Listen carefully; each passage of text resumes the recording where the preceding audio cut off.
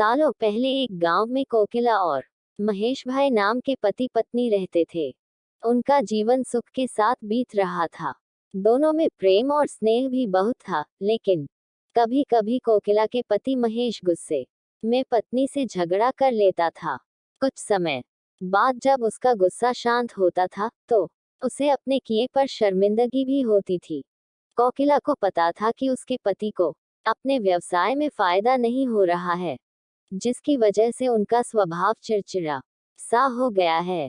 इसी वजह से कोकिला पलटकर कोई जवाब नहीं देती थी। काम सही से न चलने के कारण महेश का ज्यादातर समय घर में ही बीत रहा था। उसकी पत्नी बड़ी ही धार्मिक स्वभाव की थी। घर में खुशियां लाने के लिए वो धर्म कर्म करती रहती थी। एक दिन दोपहर के समय उनके घर में एक बूढ़े महात्मा जी आए। उनके चेहरे के तेज को देखकर दोनों का सिर श्रद्धा से झुक गया। महात्मा जी ने उनसे कुछ दान करने के लिए कहा। कोकिला ने महात्मा को भिक्षा में दाल और चावल दिए और प्रणाम करके उनके सामने बैठ गई। उसी समय कोकिला की आंखों से आंसू बहने लगे। कोकिला के आंसू देखकर महात्मा जी ने इसका कारण पूछा। जवाब में कोकिला ने अपने घर का सारा हाल चाल बता दिया। उसकी बातों को सुनकर महात्मा ने कोकिला को उपाय के रूप में साईं बाबा का व्रत करने को कहा। साथ ही इसकी पूरी विधि बताते हुए बोले कि लगातार 9 गुरुवार तक एक समय खाना खाकर पूरी विधि से साईं बाबा की पूजा करने से उसके सारे दुख दूर हो जाएंगे। कोकिला ने महात्मा के अनुसार बताई गई विधि से प्रत्येक गुरुवार को साईं बाबा का व्रत किया। फिर आखिरी यानी 9वें गुरुवार को उसे गरीबों को भोजन कराना और साईं बाबा की पुस्तकें बांटनी थी। किसी तरह से खाना और किताबों का इंतजाम करके कोकिला ने ये सब कार्य भी पूरा कर लिया। जैसे ही यह सारे कार्य संपन्न हुए, कोकिला के घर में होने वाले सारे झगड़े और महेश भाई के कारोबार में आई अड़चनें दूर हो गईं।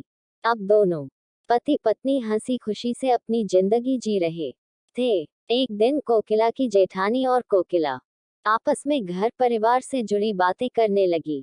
उसी समय कोकिला की जेठानी ने उसे बताया कि उसके बच्चों का मन पढ़ाई में जरा भी नहीं लगता और वो स्कूल की हर परीक्षा में फेल हो जाते हैं।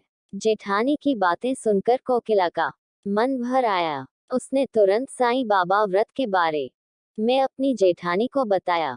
पहले कोकिला ने अपने घर का सारा किस्सा सुनाया कि वो कितने परेशान थे और साईं बाबा की कृपा से आज कितने सुखी हैं। उसके बाद कोकिला ने अपनी जेठानी को पूरे 9 गुरुवार तक साईं बाबा का व्रत करने को कहा और उसकी पूरी विधि भी बताई। कोकिला की जेठानी ने भी ठीक वैसा ही किया और कुछ ही समय में उसके जीवन का संकट भी दूर हो गया। उसके बच्चे का मन पढ़ाई में लगने लगा और उसके अच्छे अंक आने लगे। कहानी से सीख, मुसीबत के समय घबराने की जगह आराध्य पर सच्ची श्रद्धा रखते हुए परेशानी दूर करने की कोशिश में लगे रहना चाहिए। अगर आपको ये वीडियो अच्छा लगे तो एक लाइक कर देना, सब्सक्राइब कर देना और घंटी का बटन दबा देना।